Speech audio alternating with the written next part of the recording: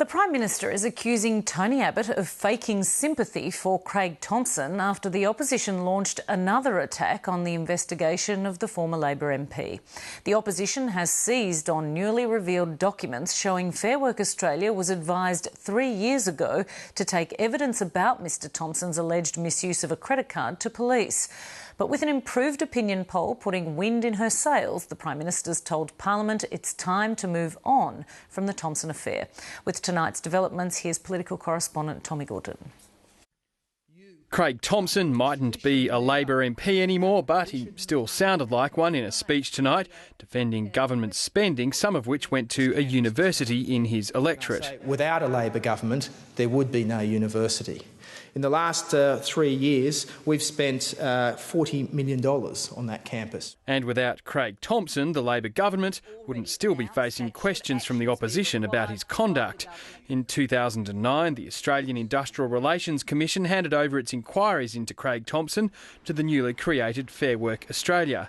Its boss advised in an email there should be a clear plan arising from the inquiries to date, including referrals to other authorities, for example, to the police because of identified malfeasance.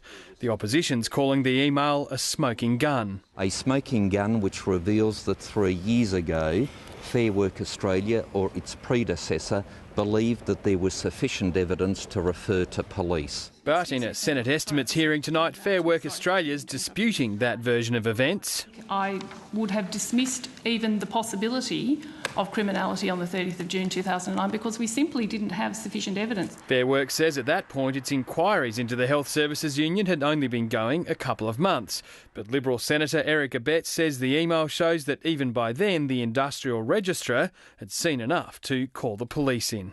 That's pretty clear, isn't it, that the inquiry stage of this had identified malfeasance which did not require further investigation.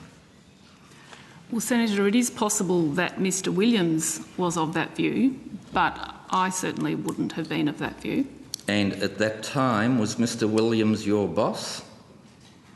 Indirectly, yes. In question time today, the opposition tried to tie the Prime Minister into Fair Work's failure to do as Mr Williams suggested. As the Prime Minister was the Minister for Workplace Relations at that time, can she rule out that she had any knowledge of this recommendation? Has expired. The Prime Minister construed that as an attack on Craig Thomson. It hasn't taken long, has it, for the opposition to be back to this, despite the protestations of sympathy of the Leader of the Opposition, dripping with insincerity every word. The question wasn't asked about the member for Dobell, it was asked about the Prime Minister, about her.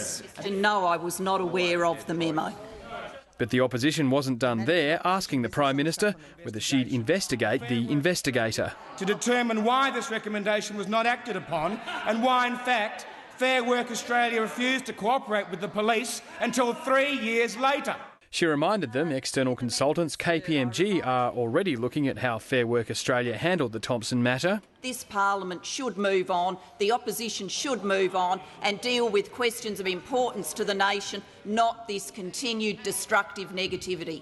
A news poll out today shows Labor's primary vote still flagging, but Julia Gillard's regained her lead over Tony Abbott as preferred Prime Minister. The poll was taken last weekend after Craig Thomson's emotional appearances and the political clash that surrounded them. Julia Gillard told caucus today that with courage and conviction, Labor can win the next election. While Tony Abbott warned his party room, Julia Gillard wasn't about to lie down and die. Tom Miggleton, Late Line.